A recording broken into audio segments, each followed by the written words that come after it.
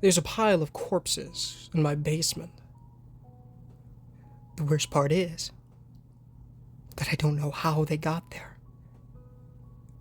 By Sublime. The faint scent of rotten meat made its way through my nose, and I winced. I began checking the fridge, making sure that there weren't any leftovers from the barbecue I had a few weeks ago. Nothing.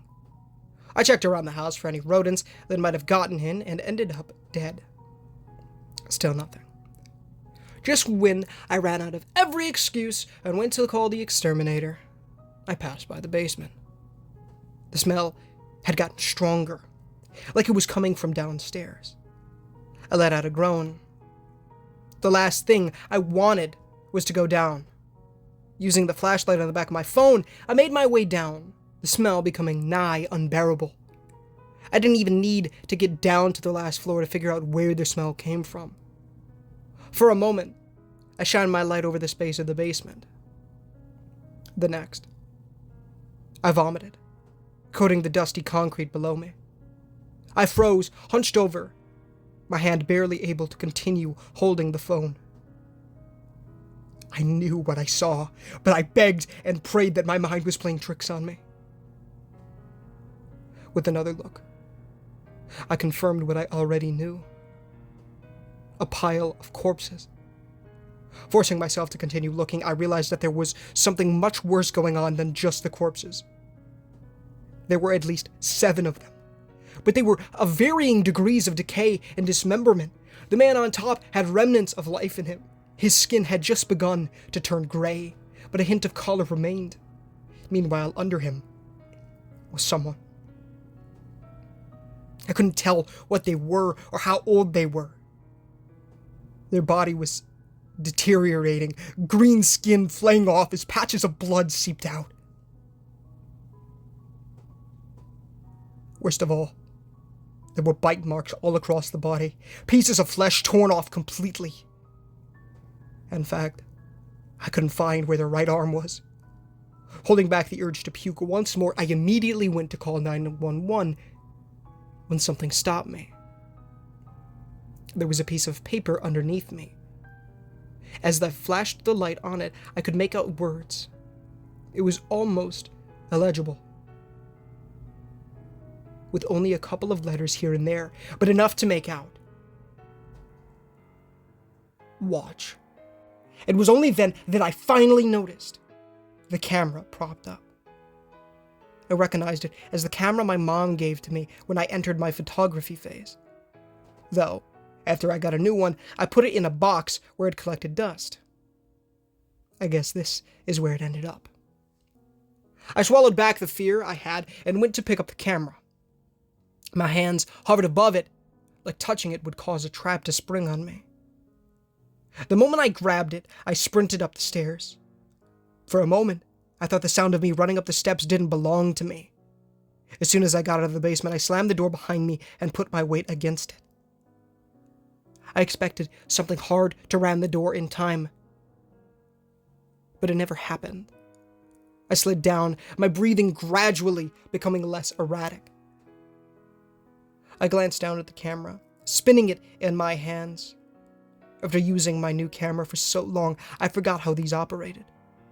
I did eventually manage to get it open, and it automatically sent me to the gallery. Everything seemed fine. There were photos of me and my mom, as well as general landscape shots, and that's when I noticed it. There was a video, and judging from the thumbnail, I was in it. But not when I was younger. It looked like me from just a couple of weeks ago. Curiosity got the best of me, and I clicked on the play button. The lighting was poor, barely able to capture the scene it was filming.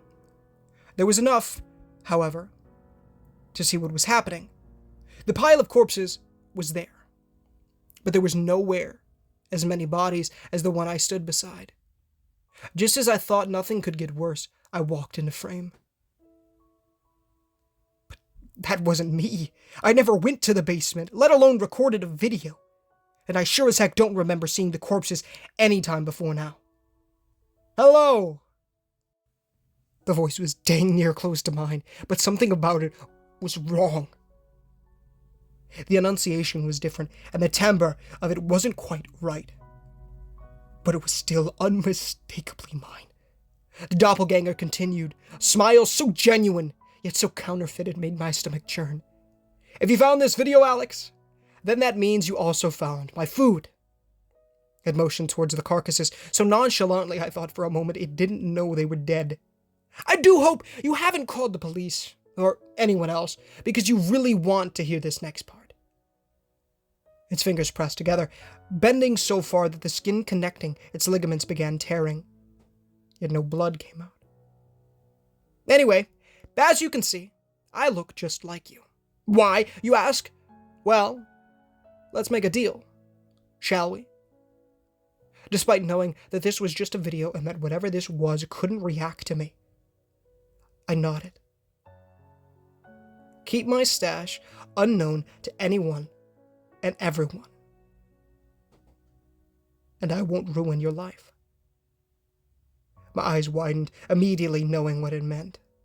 Don't be such a worrywart, Alex. I won't hurt you. That would be counterintuitive. I need you alive. Rather, I would prefer it if you were alive. If you so much as told anyone about what's going on here, well, I wouldn't even need to touch you. No. News will spread like wildfire about how you are a cannibal, keeping corpses in your house. You'll beg the police that it wasn't you, that you're innocent, but everything will match. The fingerprints, the bite marks, everything. I even went through the trouble of targeting people that you hate. You know, for the motive. It went out of frame, the sound of shuffling being heard off screen. When it came back, he wasn't alone. The slack-jawed cadaver of Charlie leaned against the doppelganger, which had a hard time keeping him upright. I covered my mouth, and if I wasn't already on the ground, my legs would have ensured I was.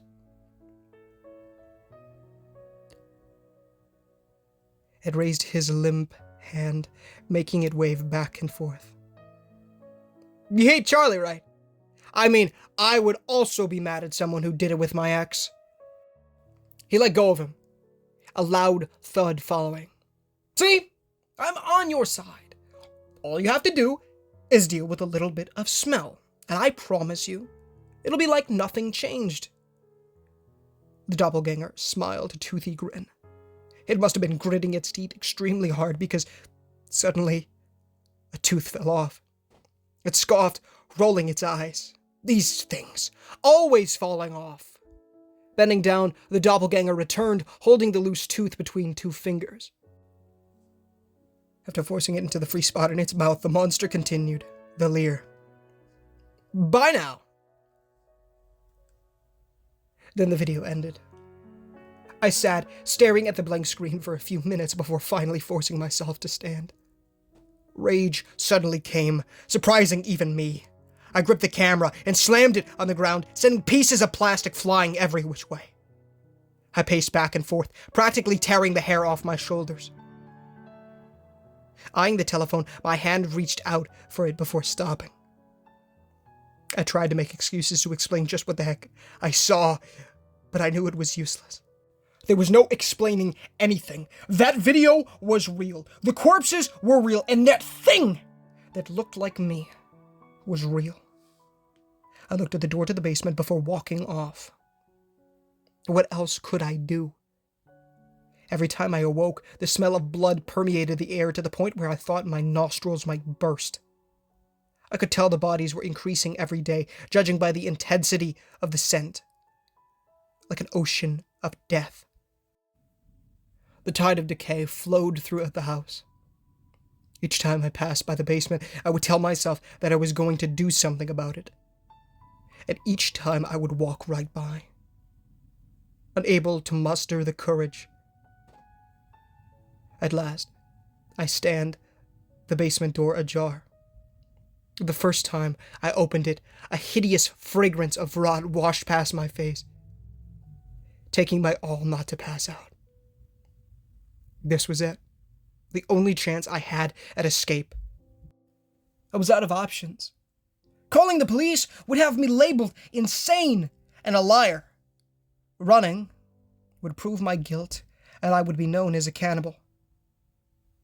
And trying to attack the doppelganger surely wouldn't end well for me. At first, the only thing I could have done was abide by the monster's list of rules. Being sent to jail was terrible, yes, but that's not what stopped me from running. It was knowing that all of my friends and family would think of me as a serial killer. But if I was just another corpse in the pile, that would be a different story. Looking down at the pistol, I let out a regretful sigh. It contains only one bullet. And the target isn't the doppelganger.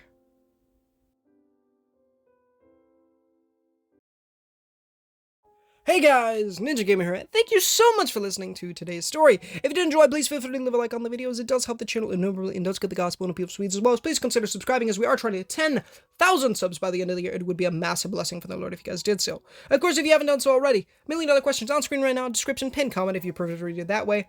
It'll teach you how to become born again, go to heaven, and not go to hell. To be the best decision you ever make. So please do read it. It'll teach you about repenting of your sins and trusting in the good Lord Jesus Christ with all your mind, soul, and strength, and reading and then building the relationship with the Lord by reading the Holy Bible daily, praying daily, and evangelizing to people. It's great stuff, so please consider doing so. Of course, as always, the $1,000,000 question is not associated with the author or the story. Nothing is, but that especially, well, maybe not especially, but it isn't as well. So it is for you, the viewer, to read. So please do so. And as always, please go give Sublime some love in the comments and the description. The original story link and his Reddit page will be down there as well. Also, go give Mew some love. His YouTube channel and all the music in these videos is down there as well. If you guys are interested in plush videos and perhaps want to see me in something other than horror stories or video games, my brothers have a plush channel to make plush videos, and I make quite a few cameo appearances over there. I recommend the 2021 videos, personally. They're my favorite. But, yeah, it would be, and I'd be so appreciative if you guys go over there. Their link is in the description to their YouTube channel. I'd be very appreciative if you guys went over there and see if you liked it. And then if you do, hit that sub button. So, yeah. I'm not just saying their stuff is good. And they're daily uploading in 2024, which is great stuff. Great stuff. All right. It's amazing. Great, great stuff. So, yeah, I love this story, obviously. Rip. The main character, Alex, 07's in the comments for Alex. He definitely, unfortunately, unalived himself.